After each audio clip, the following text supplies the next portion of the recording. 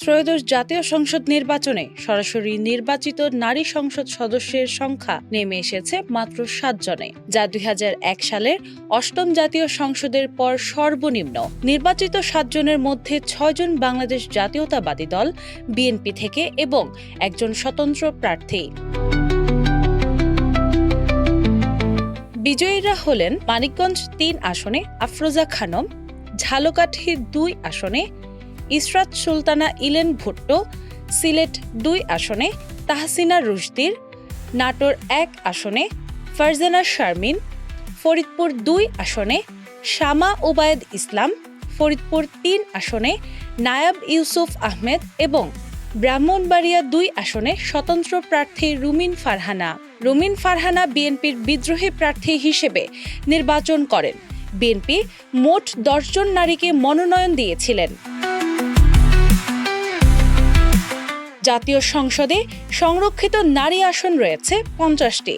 সরাসরি নির্বাচিত 7 জনকে যুক্ত করলে সম্ভাব্য নারী সংসদ সদস্যের সংখ্যা দাঁড়াবে 57 জনে, যা মোট আসনের প্রায় 16%।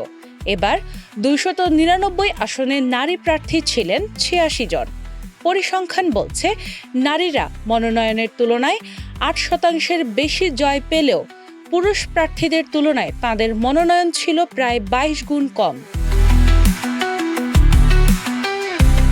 নির্বাচনে অংশ নেওয়া কয়েকজন নারী প্রার্থী অভিযোগ করেছেন, প্রচারণাকালে নারী বিদ্বেষী বক্তব্য ও বৈষম্যমূলক আচরণ তাঁদের ফলাফলে প্রভাব ফেলেছে। ফরিদপুর 3 আসনে বিজয়ী নায়াব ইউসুফ আহমেদ বলেন, সামাজিক দৃষ্টিভঙ্গি ও অপপ্রচার নারী প্রার্থীদের জন্য বড় চ্যালেঞ্জ হয়ে দাঁড়ায়।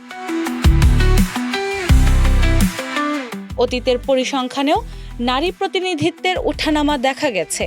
প্রথম জাতীয় সংসদে 1973-75 নারী প্রতিনিধিত্ব সীমিত ছিল সংরক্ষিত আসনে। নবম সংসদে সরাসরি নির্বাচিত নারী ছিলেন 21 জন।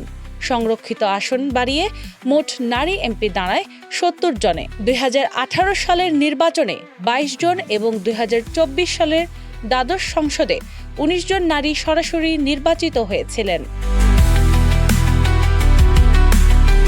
নির্বাচন ব্যবস্থা সংস্কার কমিশনের সদস্য মীর নাদিয়া নিভিন বলেন, নারীরা নির্বাচনে খারাপ করেননি, বরং মনোনয়ন কম পাওয়াই ছিল প্রধান বাধা। দীর্ঘমেয়াদে তৃণমূল পর্যায় থেকে নারী নেতৃত্ব গড়ে তোলা এবং তাঁদের রাজনৈতিকভাবে প্রস্তুত করার উপর জোর দেওয়ার আহ্বান জানান তিনি।